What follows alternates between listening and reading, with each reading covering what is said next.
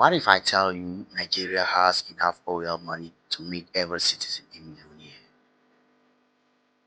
So, why are millions of people still struggling just to buy a bag of rice? Behind the luxurious skyscrapers of Lagos, there is a story the world rarely talks about. A story of enormous wealth and where that wealth actually goes. Today, we are following the money to understand why Africa's biggest economy still has so many people living in poverty.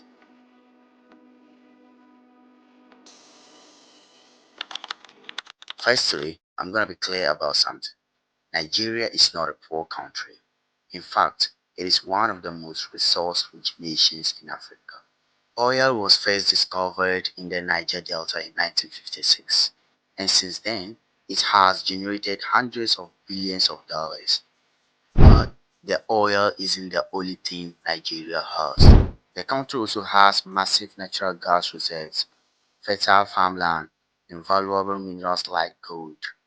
And then there is the population, more than 200 million people, making it the largest population on the continent.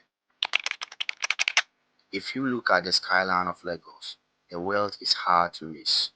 Luxury apartments facing the Atlantic, expensive neighborhoods, new developments rising every year. But the real question isn't whether Nigeria is rich. The real question is, if Nigeria is rich, why do so many people remain poor? Things get complicated here because Nigeria's greatest source of wealth has also become one of the biggest challenges: oil. Economists often talk about something called the resource curse. It is when a country becomes so dependent on one natural resources that other part of the economy stop developing, and Nigeria forgot about their farmlands and other stuff like that and focus on only oil. That is what happened in Nigeria. For decades, oil money dominated the economy. Meanwhile, industries like agriculture and manufacturing slowed down. So, when global oil prices fall, the entire economy feels the shock. And that makes it extremely difficult to create stable jobs for millions of people. Another big piece of the puzzle is corruption. For many years, large amount of Nigeria's oil revenue never reached the public. Billions of dollars that could have built schools, hospitals, and infrastructure simply disappeared through corruption and poor management. This is something Nigeria has been trying to fight for decades. But when national wealth doesn't reach the people, the gap between rich and poor grows wider.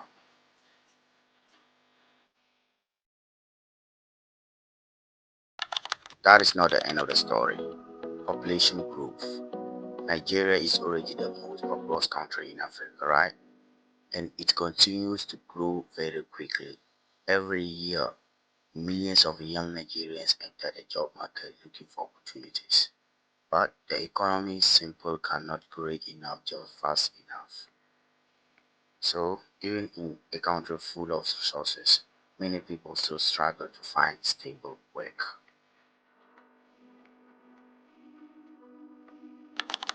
Infrastructure is another major challenge. Things like electricity, roads, and industrial systems are the backbone of any strong economy. But in many parts of Nigeria, these systems are still developing.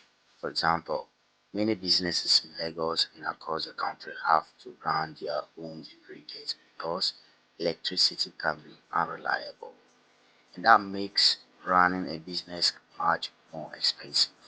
When businesses struggle, job creation slows down. And when job creation slows down, economic growth slows down too. Home to more than 16 million people, and most residents spend an average of 30 hours in traffic every week, according to a Lagos-based research firm.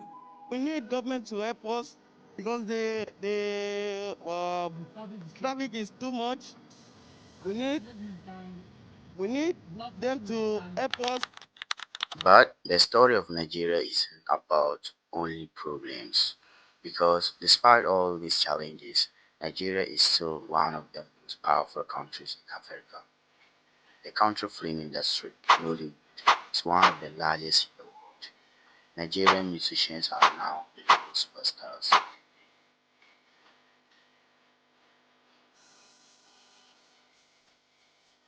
And Lagos is quickly becoming one of Africa's biggest tech and innovation hubs. Along the coastline of Lagos, new skyscrapers continue to rise every year, and many believe the country's biggest chapter is still ahead.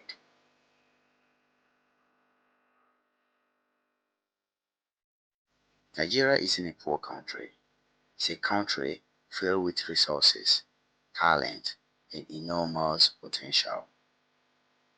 But natural wealth alone doesn't guarantee prosperity. What really matters is how that wealth is managed.